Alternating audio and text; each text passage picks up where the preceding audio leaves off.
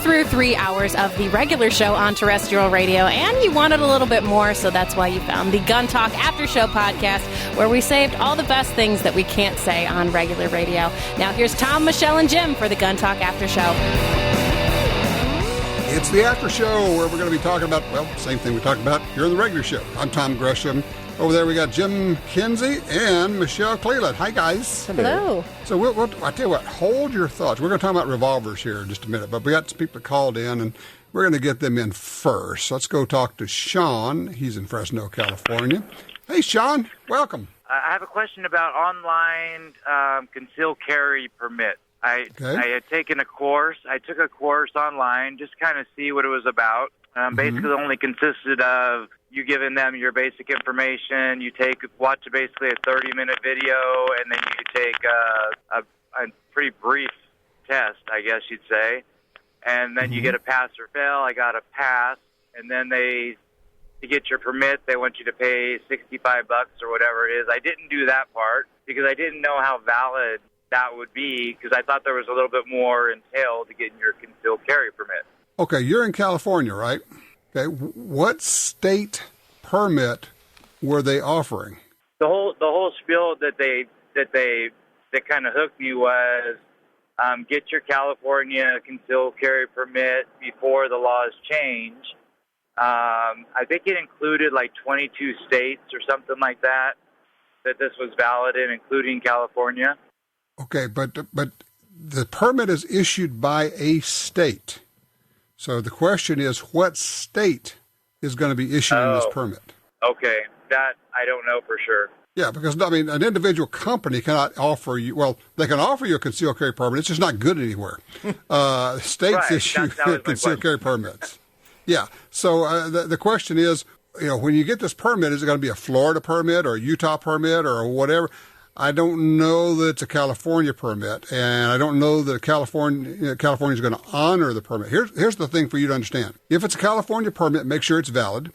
If it's from another state, check and make sure that California will honor a permit from another state, but there's one other thing to ask about, and that is sometimes a state will say, yes, we will honor a Florida permit, but not if you are a resident of our state. That is like Louisiana. I live in Louisiana. They'll honor other states' permits if you are a resident of those states, but if you are a Louisiana resident, you can't get an out-of-state permit from some other place and have that good in Louisiana because they want you to buy their permit. Right. So I'm going to give you a website you can check. Okay. Okay. It's really easy to remember. Handgun Law, but the main thing is it's .us, not .com, but handgunlaw.us, and then you can go look up all the information there, and you can kind of start. But my gut tells me that this is probably not a permit that's going to be good in California right now. But I would do a lot more research. Okay. I appreciate it. Yeah, because I didn't want to pay the money and then all of a sudden get it and it's not valid. Cause I just thought there was a whole lot more entailed too than just a brief video and questionnaire. But it just depends on the state. Permit, so. Yeah, each state has its own set of regulations, requirements for a permit. Some states require 8 hours of classroom plus a shooting test. Some say no, you don't need the shooting test. Some different requirements for each state, and that's why some states won't honor permits from other states. So it's a little bit involved, and it's going to require some work on your part to get there. But you've been smart up to this point to say, hey, I need to find out more information. So check out handgunlaw.us, and then, frankly, call, and I don't know if it's state police, but whoever it is in California who issues concealed carry permits, find out and call them and ask them about this particular permit. Will this allow me to carry in California, okay? Excellent. I appreciate the information. Thanks, Sean. Appreciate that. Good luck with that. Yeah, I'm pretty Rob's sure. in Alaska. Hey, Rob. Yes, sir. Let's talk about revolvers. Yes, sir. I heard your deal today about wanting to talk about revolvers, and I live in Michigan, but I'm working up here in Alaska this time of year, and I have a Charter Arms Pit Bull 9mm 5-shot. They made them in 6, but I understand that they had problems with the 6-shot, so they're making them in 5-shot. No moon clips. It's a similar mechanism to the 547 that Smith had years ago. But it's a real nice shooter. It's stainless, 2-inch barrel, nice grip. So I just want to let you know that I enjoy that gun. My whole battery is built around 9mm, so I wanted a revolver that I didn't have to deal with moon clips. So I purchased the Pitbull, and it's a very nice gun, nice carry gun. How do they achieve that? Okay. How do they achieve holding it? Because inside, there's little prongs that come out from the inside of the center of the cylinder, and you push your 9mm bullets in, and it's actually working against a little spring. And then once you set your bullet, once it goes down in, that little point comes out and holds that 9mm in there. Huh. A little retention thing. Yes, retention. Very good, and it's accurate. It's not too heavy, and it's a nice alternative to 9mm in revolver rather than just a semi-automatic. Okay, I appreciate it, Rob. Thank you for that. Affordable shoot, too, I would think. Affordable to shoot. Yeah. I shoot 9. It's funny you mentioned that because just this week I was looking at a 9mm Ruger LCR because they have the Ruger LCR, their revolver, available in 9mm, but you do need the full moon clips for that. But I would also throw this thought out, that reloads are really, really fast with full moon clips in a revolver because you pop all the empties out at once and then all the new ammo goes in at once. And with a little practice, I mean, if you want to see how fast it can be done, go on YouTube and look at some of the videos of Jerry Michalik shooting his .45 ACP revolver. Yeah, that's not fair. Yeah. Well, there is that. Setting the bar a little high, yeah. You always have something to go after. He is from the planet Jupiter or something. He is not an Earthling. No Earthling can shoot as fast as he does, and certainly cannot reload as fast as he does with revolvers. It's pretty crazy. You know, of course, the thing is, he's slowed down so much now that he's past 60. All he's doing now is just setting world records still. Slacker. It's really unbelievable. When you see him shoot a revolver, you go, okay, I'm going to get over all of my preconceived notions about revolvers. Holy cow. Yeah. That's crazy. It really is. All right, tell you what, let's do this. Let's take a quick break now so we'll have more time on the backside because Michelle, I'm going to talk her into the whole idea of revolvers. I know you're resistant, but I know we can talk you into twist that arm. I'll try to be open-minded. I'll try. Okay, that'd be good. All right, we'll be right back.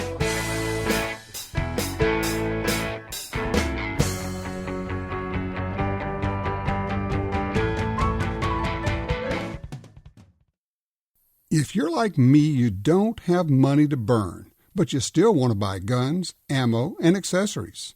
That's why we created Gun Dealio. That's a free smartphone app. Just download it and start getting the deals. Could be discounts, offers of free magazines for your gun, or you could be the first to hear about new stuff from gun makers. Here's how it works. With Gun Dealio on your phone, you get alerts when you enter a gun store. Special deals, you know. You don't have to do a thing. It'll do a lot of other cool things, like let you watch gun videos and listen to Gun Talk podcast. Plus, check it anytime for hundreds of deals and offers. Getting more while spending less. Smart, huh? Gun Dealio.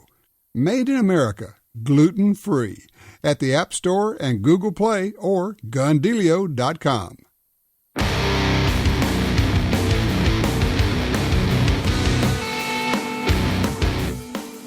All right, we're back, and Michelle is still trying to figure out what is a revolver? Why? Revolver? The whole time that we're taking callers, you're typing in here. The 327. Come on, the 327. You want a 6-shot. Get the 327. I know it's not a Smith, but it's okay. It's okay. Get a 327 6-shot, man. And you can shoot light loads and heavy loads and same kind of power as a 357 Magnum. Why would you not do this, right? Oh, favorite platform ever. You really love that thing, don't you? I love it. I can't suggest it to enough people, except for the fact that we can't keep enough in stock. So I guess I do. Well, evidently other people have figured this out because Ruger cannot make enough of them. Yeah, we got to stop talking about it. Just be selfish, right? Oh, we'll get all of them. It's an awesome. We've talked about it so many times. It's just awesome. You get the benefit of one extra round in there with Magnum capabilities if you want it. And a small revolver. Yes, very nice for carry. The mag swaps are a little tough on a revolver, but yeah. No, that's why she has two of them. They call that New York reload. You just pick up the next gun and start shooting. There you go. I like Stage them. Hey, backing up a little bit to Sean from Fresno. I believe this is from friends that are in California. I'm pretty confident it's the sheriff that issues the permit for the whatever county you're in. I think that's right, yeah. Yeah, and it's really tough to get a California permit. Really tough. So it's weird. In some counties, it's tough. In some, it's impossible. Right. I don't know if there's a super easy county, but overall, it's tough. Yeah, I don't think that online deal is going to work in California. That's why I said Well, and I think there's a huge benefit to sitting in a classroom, listening to an instructor, because there's much more material that's covered. Plus, you get the benefit of listening to other people's questions, getting their responses, and then you what if yourself and come up with something you didn't think of before. So there's huge benefits. I try not to ever what if myself. I know. Gosh, I've been told to what if myself quietly? Several times. Sorry, I couldn't walk past that one. That's a softball toss. Hey, buddy, why don't never mind. And Jim will be right back. Yeah, actually, no, he won't. Never. He's having a 30-day timeout. Yeah. All right, so Michelle, so during the break, you're asking me why the 686, and I'm thinking, I'm starting to explain, and then you said, no. We already own two of them. Right. So you got two of the 7-shot 686s. We do, yeah, because one wasn't enough. Like you said, you have to have two. Yeah. One of the people come into the store all the time. They're like, I just want to look at a wheel gun. Or, that's what a lot of them call them. Yeah. And it's like, okay, what are you looking for? I don't know. They're fascinating. They're cool. They are cool. They're fun to shoot. You can shoot single action, double action.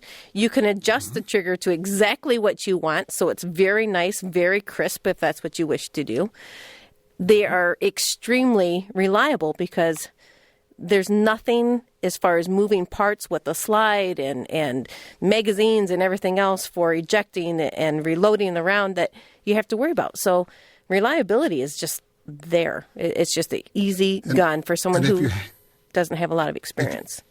And if you have a bad round or a light primer strike or something, and if it goes click, you just pull the trigger again. That's right. It rotates a brand new, fresh round, and there's no tap rack, any of that foolishness. That brings up another question, safety question. What if you go click and go, ooh, and it's a hang fire, and you do the next shot, now you got something going off in the cylinder? Do you try not to do that? That's why I always wear oven mitts whenever I shoot. Oh, my gosh. It's a good look. Do you use the little lobster claw ones? Heavens, yes. Yeah. Oh, yeah. You got to go that way, yeah. And I really like the ones that are made of that goofy plastic stuff. It's really cool. Hey, Ruger, I love this gun. Can you modify the trigger guard for me, though? I need it to be about the size of a football. Yeah. Whole new shooting glove. There you go. I mean, have you heard of anybody having a hang fire in a revolver? I never have. No. I mean, it could happen, but unlikely. Okay. And if you're, what I have heard of, only because I've done it. If you screw around with your hand loads and you don't know what you're doing, like when I got started, you can actually stick a bullet in the barrel. Or two or three. Of the revolver. Four. I was just going to say, you know the drill. So they bring it in and go, this thing just doesn't work. It's all locked up. Well, when they look at it, go, there's a bullet that's stuck in the barrel and it's jammed between the cylinder and the barrel. And the only reason that is stuck there is because the 5 in front of it that are stuck in the barrel won't let this last one go in the barrel, right? Am I right, Michelle? That's right. I don't mean to laugh. I'm just envisioning this. But it happens. We just had it not too long ago, You wouldn't know after the first round. Well, if people don't pay attention to the recoil or the sound, the gun just goes off and they don't know where it went. And they don't expect to hit anything anyway. Right. They have no idea where it was going. They had no expectation of hitting anything anyway. So a bullet stuck in the barrel, that's as good as anything. Wow. It happens. And honestly, it's an awful process to get them out of there. It's not a pretty thing. Terrible. Yeah. It's a rod and a hammer. About the only way this happens is if you're using your bad hand loads, your buddy's bad hand loads, or you bought some unknown hand loads from a store that came in a big old box and you have no idea who actually made that ammo. But it was cheap. Mm-hmm. Yeah, see how much money you saved? Yeah. You get $100 probably at your local gunsmith, yeah. No, is it ever to the point where it destroys a gun? It's just, they're just unfixable? It can. I mean, it can bulge the barrel. There's all kinds of things that can happen. Probably the worst thing about revolvers is just the fact that they build up with lead. If you're not careful and you're using cast bullets all the time. Yeah, if you're shooting cast lead bullets, yes. Yep. And then you get you some Lewis lead remover or something. I mean, it is an issue that you have to deal with. Yes. Right. So it's standard FMJ, no big deal. Right.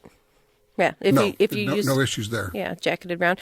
But, they're extremely easy to clean on a normal situation. Mm-hmm. I know clean. That's CLEAN. Clean. Yes, clean. I'll look that up. I'll Google it later. Not familiar. You may have to go over that again with Jim. I don't know. I'm just saying. But you don't have to tear it apart and know how to put it back together and get this little spring in this place and hold this lever here and press this button. Ooh, yeah. What you do have to do, though, that people may not know about if they're new to them, is when you swing the cylinder out, you want to have your toothbrush there. You want to be wearing your shooting glasses or some kind of glasses. And then you push the ejector so that the little star-shaped extractor pops up and you can clean under that with solvent and your toothbrush, right? Yep, you do get powder buildup. And unburned powder and burned powder. It gets a little messy in there. And if the whole thing just gets really nasty, we actually did a deal with the guys from Slip 2000 with their carbon killer and took a stainless steel revolver, took the cylinder off that was all stained, because you know how they get kind of black? Mm-hmm. It's hard to get that stuff off. Soaked it for about 5 minutes in that carbon killer and took it out. You don't want to soak it forever, but 5 minutes is okay. And man, it just took all that stuff off. It was cool. Wow. That's why I start with the blued one to begin with. Cleaning? What cleaning? It's just black. What can I tell you? Jim's rubbing off on me, sorry. And as a matter of fact, here's an interesting story. The first time I went into Cleveland's outdoor world years ago was because I had a Smith revolver, and I couldn't get the cylinder open because the ejector rod has reverse thread, and I didn't realize that. And it had backed out, and I couldn't open it. So I'm like, I'm not that stupid. What am I missing here? And Chad's like, I'm not everybody sure about does that this. one, Jim. Well, okay, I'm half that stupid. Well, on some of the new guns, there is this thing on the back that's a lock that people, and I'm not pulling any jokes here. I mean, they come in, they're like, I can't get the gun open. And if they bought the firearm used or a gun show or whatever, and they're locked, they don't have the key. Yeah, there's this little lock on the back. You have to have a key that fits that. For only $60, we can call a locksmith. No.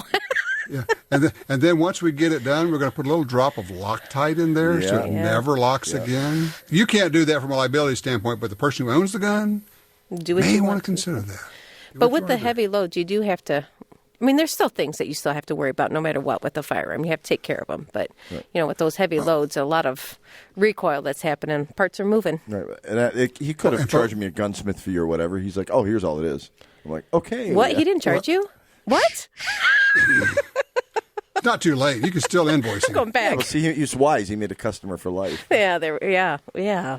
We really need to talk. Another cheapskate customer, No, we love you, Jim. You'll learn. And for those who don't know, let's go over a couple of things with revolvers if you're new to them. Please don't do like they do in the movies where they open the cylinder by flipping it out, and then they close it by snapping their wrist and slamming the cylinder over into the gun. You will damage your revolver doing that. Not to mention you lose a lot of the bullets if you're trying to close it that way. The whole cartridge, ammo flying all over the place. Well, it depends on how often you do it. Maybe the bullets may fall out of the cartridges. You do it really hard. Bad reloads. What can I say?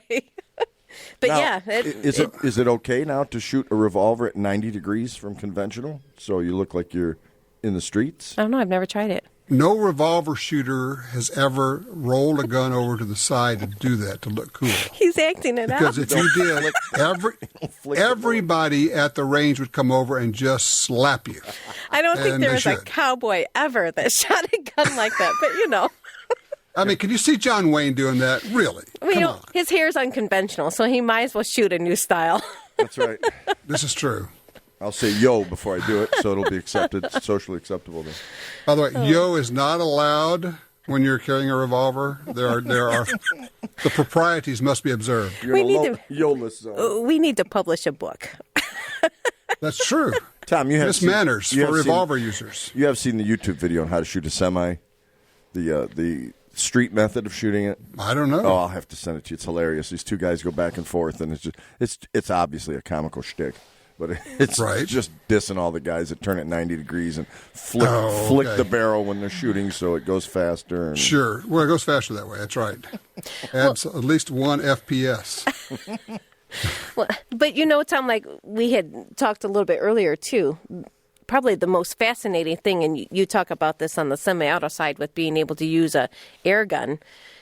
Basically, if you go across these pistol lines, they make a 22 in the same frame that they make these larger guns on. So a 617 and a 686 are perfect training companions. I mean, it is the same size gun and almost the same weight. Right. So you can go shoot your 22 and just have a bunch of fun with it and then carry your revolver or have it for your home defense gun. Well, and we have people that, are having problems with their shooting techniques of their firearms, and it's very easy to go back and start over, as I like to say, with your 22, get back to the basics. You don't have the recoil, there's no intimidation, and then apply that again to your 357. But, like you have a 357. I'd much rather shoot 38s out of it as well. Oh, heavens, yes. Yeah. First of all, the cost is it's astounding. going to be 98% of the ammo goes through. It's going to be 38 special and light 38 special ammo, practice ammo. Right. Yeah, because if you're in a personal that's one of the defense, real beauties of that. If you are carrying it for personal defense as opposed to wolf or coyote protection or whatever, and you're not going to care or notice any recoil difference in a heat of the moment adrenaline thing. No. Nope, not at all. No. And there's almost no better self-defense cartridge than the 357 Magnum with a 125 grain bullet. I mean, that is the one that everything is measured against. Well, and I guess I'd like to put out there while we're talking about the revolvers, because we've been revolver fans for a long time, and people have their reasons why they like one thing or the other. No matter what you use, you have to train. But if you come to the ball game without a whole lot of experience, obviously the revolver is very easy to catch up and get on a fast pace with. But I guess one of the things, too, with the... Where was I going? What were you just saying? Have another beer, Michelle. Yeah. Fine. No. What were you just... What's that, a chicken? We're talking about short-term memory loss and and that other whatever. Diversion. I gotta go. You have to train we were with thinking anything. the same thing. Oh, we were talking about All right, training. start over. You can do this. You can do it. I forget what you We were got just your talking back. about. And I thought came to my head, and I was like, oh, I need to talk about it. I'm sorry, who are you? Oh, here we go. I'm back. Since we're talking about the revolvers and ammunition, and with the short-barreled guns, there's very specific ammo that is out there designed to be shot out of those short-barrel guns. And using faster powders. Yes, and they can still be plus P loads. Like Spear makes their Gold Dot. It's still a plus P, but it's for short barrel guns. So is it's 130 designated somewhere? Or? Yeah, it says on the box, and it's like 135 grain plus P instead of 148 or 158 grain bullet. Okay. So the recoil's a lot nicer because it's made for a short gun. So there's advantages to looking at your ammos. One other thing we should mention, because I'm trying to think of the things that we take for granted that people may not know coming in.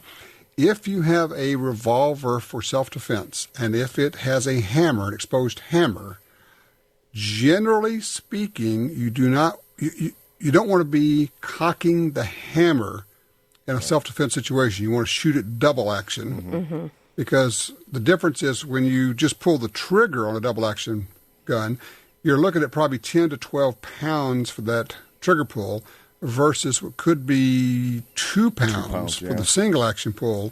And in a high stress situation where you're moving down the hall or trying to get out of the way and trying to jump over stuff, you don't want a 2 pound trigger on there. Cause it could, and you'll have no inadvertently problem pulling a 10 pound trigger. None whatsoever. You will be fully adrenalized. Yeah. Well, and that's a misconception, too, when people talk about having, like some trigger work done. If you want trigger work done to a gun, that's one of the things, at least, that my husband asks, like, how are you going to shoot it? You want it for single action, or do you want it for double action? Because it's going to be different.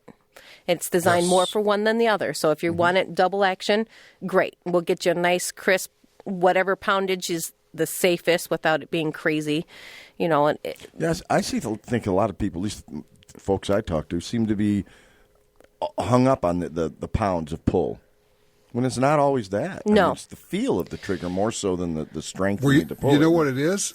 They can describe the weight in pounds. They can't describe the pull. If it's long and creepy and gritty and it's like pulling one brick across another brick, it's terrible.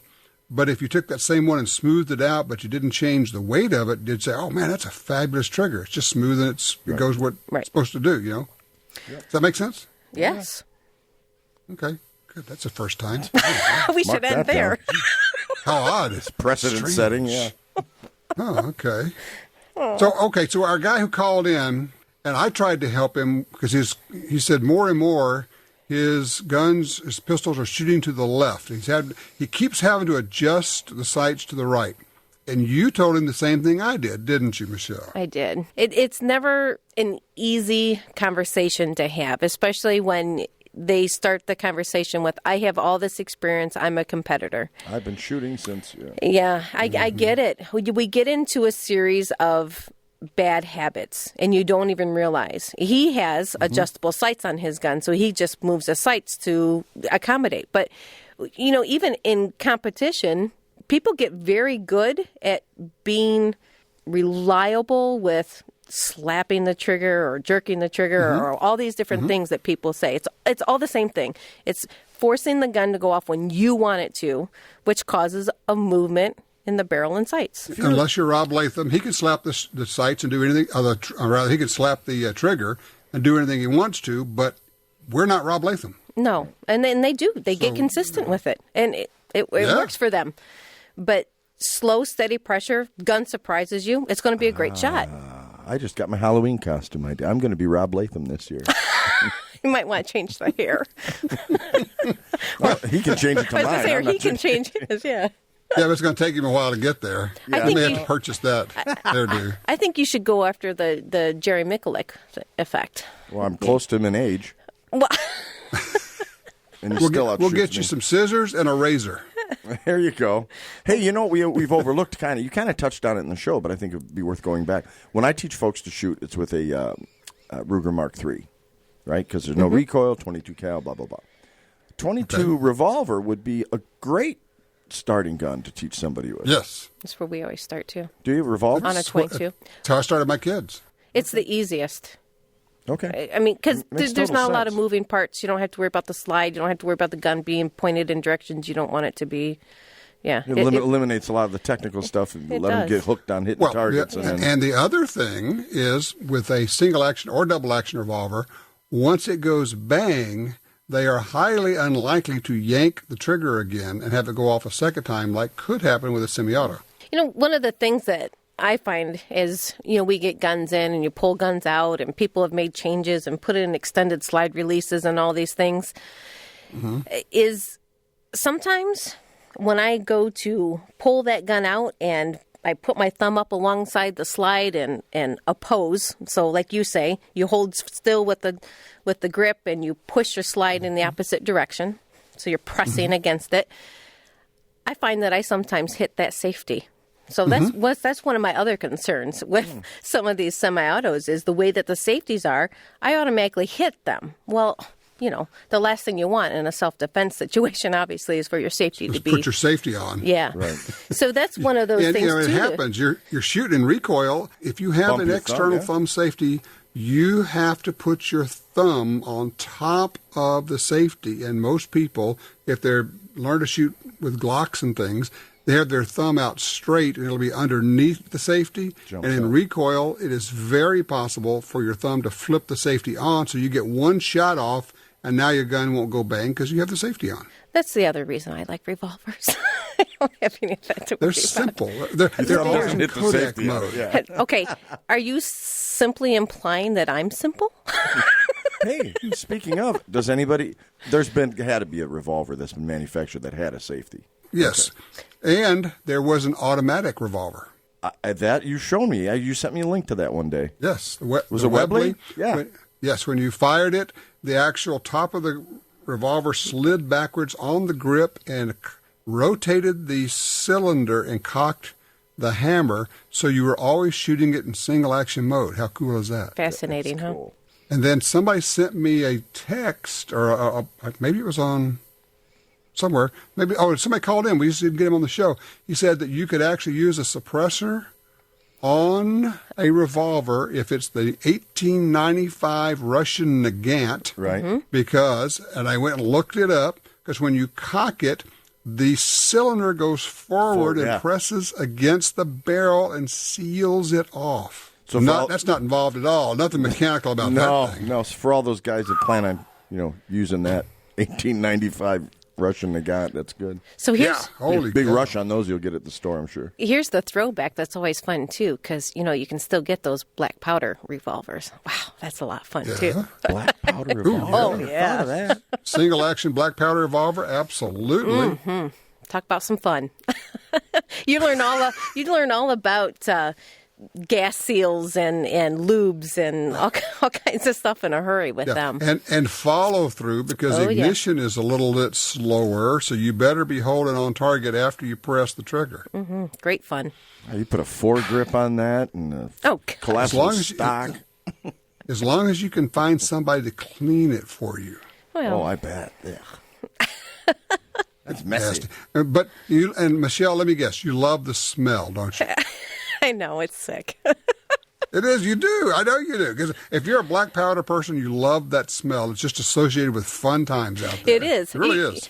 Several shows ago, you were talking, Tom, about how you like the smell of paper cartridges. Paper hull shotgun shells, yes. We went home and we were just chit-chatting, how was the show, what you talk about, la, la, la, la, so he doesn't have to listen to the podcast. No. Cliff notes, because I go home and it's, you just share. It's exciting. It's like, oh, this is what we did. Mm-hmm. And he's like, oh, yeah, I'm going to have to agree with him. I'm like, even over black powder? That's what we've done forever. So that's right. Can this marriage be saved? One prefers the smell of paper hull shotgun shells, and one loves the black powder. There may be no fixing this. Yeah, it's probably like a mechanic who likes the smell of gas. Mm-hmm. Rubber tires. Yeah, there's all that weird. Yeah, but no. He's like, yeah, no, the paper hulls are. Yeah, I'd have to agree. Yeah, they are. They're just great. If you could get them to download it, we could double our listenership. You realize that? I mean, okay, I would not be the first all the time. I wouldn't be the first person to shoot paper hulls, pick one up, put it up your nose, and go, yeah, dude, that's really good stuff. Oh my gosh. The Saturday Night Live scent goes through my... That's completely different. Oh, okay. I don't know. The schoolgirl underneath her armpits, taking them out and smelling them. Oh, gosh. Sorry, I missed that one. Saturday Night Live, you never saw that? Wow. Oh. I did not see that coming at all. Wow. Yes, I know the one you're talking about. I've seen it on the replay. I wonder why you and I aren't on the broadcast show more often. I don't know. Why is that? I don't know. It's this FCC thing. I don't know. It's a thing, Heavy armpit regs, yeah. Gross. Okay. No, we'll stick with powder. Meanwhile, speaking of revolvers. So you guys are making me buy a .22 revolver now. Thanks a lot. You're welcome. And I also discovered, as I was looking around the web, see, the thing is, a lot of these companies like Ruger and Smith, they have special guns that are put together by their distributors. Mm-hmm. Like, Davidson's will have some, and Lipsy's will have some, and the Taylor Group will have some. Well, they also have, in my 686, that's an L frame, they have an L frame identical revolver in .44 Magnum. Actually, I think it's 2 7/8" barrel. Baby. And they call it the Model 69, and 5-shot .44 Magnum. So you ordered one? Well, you know what I'm going to do? I'm going to take my holster over there and say, will that fit my holster? If it does, that's okay. Then we can get it. But then... Everybody has their buying criteria. But, I don't know. I told Jim, you were talking about how to make holsters and Kydex and all this and that and the process that goes into making those holsters. I told Jim I was going to get him a fan and an easy bake oven. He can go into the holster making. Good. That's right. Yeah. So he could probably make one for you. GoDaddy will fix up a website for you, man. You are there. I'm ready. How hot how hot do they heat Kydex? It's not like 400 degrees, right? It's 150, 200 degrees. No, I want to say it's a couple hundred degrees, yeah, something enough like to make that. it supple enough that it'll bend around contours. We had an outfit that brought us. They were selling holster kits, right? And they would basically sell you the sheets of Kydex, and the whole deal. You would heat them up and mold them around your gun and do the whole thing, and it was like $10 less than the holster pre-built. I'm going, dude, here's $10. Exactly, yeah. Yeah. Yeah, but there's a lot of hands-on guys that would, gladly pay the same price just to make their own. Yeah, I get it. Well, it's not just contouring around the gun. You have to be able to pull it out of the holster. There's that whole thing there. You don't put it all the way around the gun, right? Okay. I lost my gun, Tom. When you pull out your gun, it's still got a holster on the front of it, That's not good. So what you do, the first shot usually removes the holster. So there you go. Sending the Vic to a hospital with a holster buried in his chest. What happened to him? Well, you don't want to know. An assault holster. Yeah. Hey. Okay. All right, so Jim, do you own a revolver now? I have. How many revolvers do I have? I have 2 or 3 revolvers. I have a K-frame stainless 686, 8-inch barrel, 8 3/8, something like that.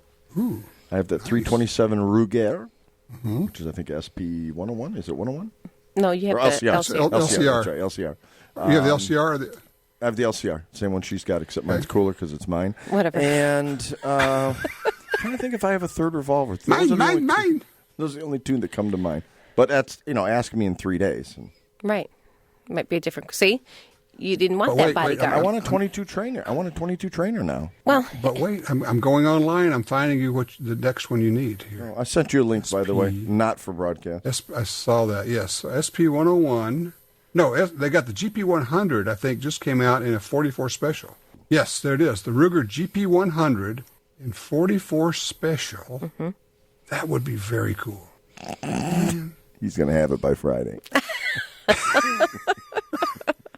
Yeah, what of it? Go for it. Don't let us stop you. That'd be like the blind leading the blind, right? Man, yeah, that's pretty sweet. Because you can get some pretty hefty loads in 44 special, especially for that revolver. That's a pretty strong rig. Well, that's good because I haven't actually gotten my new revolver to the range yet. So it's time to buy another one, right? Right. Start the shopping process. It's the shopping. That's what it is. And they say men don't like to shop. Yeah. As long as I can do it from my laptop, it's great. So I'll be over. If you need me, I'll be at Ruger.com if you need to find me. Just get yourself some snap caps. Practice dry fire. That's right. And if you run out of adjustment on your rear sight and you keep moving it to the right, then you might want to actually try that whole empty cylinder, loaded cylinder thing. Yeah, that worked really well too. Michelle was saying the guy shoots wrong, but he'll adjust his sights just to compensate so the bullet goes where he's pointing. All that really means that you have to be consistent in how you're shooting rounds. And they do. They get very consistent. But it's hard. It's like me trying to go learn how to play golf. I would never know the right way to swing the gun or the gun. Well, don't take that. You're starting off right off. I am not going golfing with you, honey. That's just all there is to that. Never saw a caddy in Kevlar before. Right? Sorry. See, I'm a gun person. I can't do the golf thing. But I wouldn't know how to swing the club right. The rotation of hips and place your feet here. And oh my goodness. No, Michelle, it's 4, not pull. I like pull better. Pull. Duck. But, go to somebody. If you're having those, and it happens to everyone. I mean, people come in all the time where they're not as good with the training as they used to be, or strength disappears. And so holding up that pistol, just the process of holding out the pistol, let alone, pulling through and making a good shot and letting the gun go off when it wants to. Yeah, Jim's still doing the streets. Hold it sideways. Gosh. It's way easier. Wow. And you throw out the bullets. You throw them out when you shoot them. Yeah.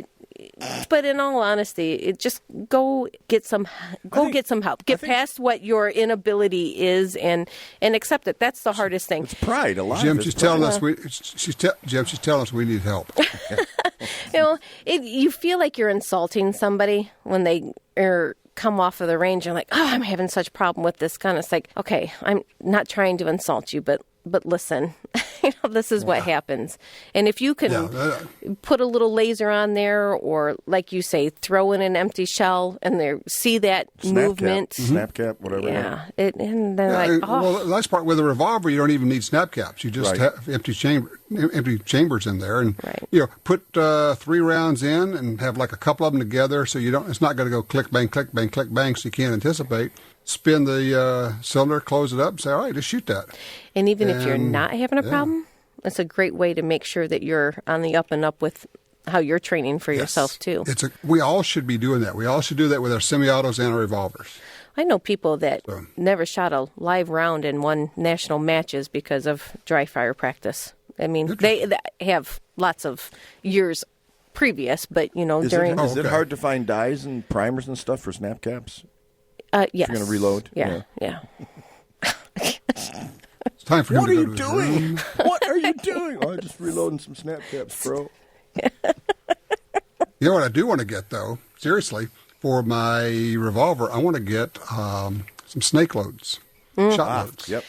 Good luck. Rat loads, we used to call them. Are they hard to find? Oh, we can't. At least up by us, we can't find a distributor that has any kind of shot shells. Huh. My son found some down by you. The CCI, you getting the CCI shot load? Yeah. He was looking for 38 and 22. Couldn't find them. We've been out of them for a long time. Unfortunately. Can you reload those? What the deal is there? Can you reload your own? Yes, you can. You can actually buy the capsules. Capsules. Yeah, Spear makes them. Yep. I don't know of anybody else, but Spear does. No, which is CCI derivative, yeah. Yeah, it's the same thing. Those are good for but snakes, they have them in 45 Colt, I think 44 Special, 357, and 22. Right? Mm-hmm. Was it 357 or 38? I think 38, 357 it's probably 38, is the same. Yeah, it's 38. So, well, you can use it in 38. But, it's just kind of one of those. And I was thinking here's how we start justifying and rationalizing. I'm thinking, well, I've had 7 rounds, so I could have shot load for the first one, and then, social work loads for the next one. So, I thought we weren't supposed to do that. I thought you wouldn't recommend mixing your ammunitions like that. I wouldn't, but I would only do this if I actually were carrying out where I was. My gun is more for bears. Okay. Where I would shoot the snake with the first round, and then I'd have good hard cast bullets after that. This is not going to be my personal defense gun. This is going to be my walking in the woods, going out in the backcountry kind of gun, because I have enough of the personal defense guns. I know what to do with those, but this is a whole different deal. Right. So, and every time I read about these backcountry places I want to go, the report says, we found a couple of rattlesnakes out there, and then Johnny Dury's scaring the devil out of me. He keeps posting pictures of these 5.5 foot long rattlesnakes he's killing when he's hunting quail, and going, man. Oh, Nightmare City. Yeah, I don't like snakes. I'm scared with a nutria coming at me. Remember? We'll send you a couple of them. Get out of the boat. One male, one female. After a while, you're in business, baby. Yeah, great. Yeah. I think I'll go back to smelling paper hulls. All right. Well, I would love to stay and chat with you guys, but I have a revolver that I have to go take a look at because it's so pretty. Yeah. Enjoy it. It's fun when you have a new gun, isn't it? It is. Just come in. I'll let you know Wednesday. If I can't shoot it, I can at least go look at it. That's right. Dry fire. The trigger. That's right. Dry fire a lot. Exactly. Mm-hmm. All right, guys. You have a great week. We will do this again in just about a week. Okay. All right. Be safe. See ya. Bye, Tom. Well, that wraps up another Gun Talk After Show. But if you want even more gun-related stuff, don't forget to check out Gundealio. It's the app for Apple and Android phones that connects you to all the Gun Talk shows, plus even more. And we'll catch you next time for the Gun Talk After Show.